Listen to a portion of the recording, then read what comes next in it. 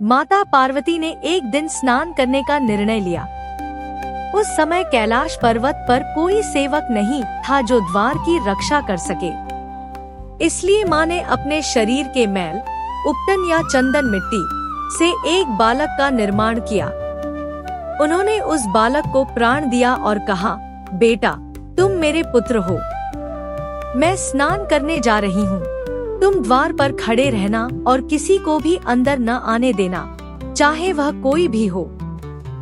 बालक ने माँ की आज्ञा मानी और द्वार पर पहरा देने लगा। कुछ देर बाद भगवान शिव आए।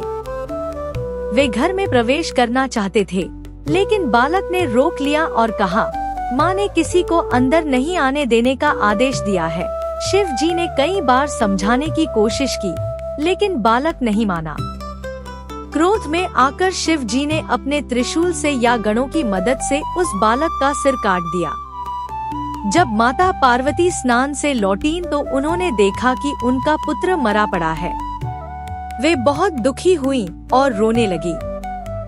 उन्होंने शिव जी से कहा कि यह मेरा पुत्र है, जिसे मैंने बनाया था।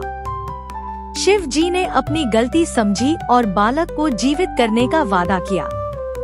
उन्होंने अपने गणों को आदेश दिया कि उत्तर दिशा में जो भी प्राणी सबसे पहले मिले, उसका सिर लाओ। गणों को एक हाथी का बच्चा, ऐरावत का पुत्र या जंगली हाथी का बच्चा मिला, उसका सिर लाए।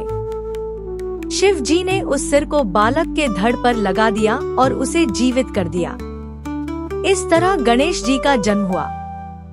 वे गणों के ईश्वर बने, इसलिए नाम गणेश पड़ा। इस कथा को सुनने से गर्भवती स्त्रियों को लाभ होता है, संतान की रक्षा होती है, बुद्धि और स्वास्थ्य अच्छा रहता है। इसलिए गर्भवती बहनों को यह कथा अवश्य सुननी चाहिए।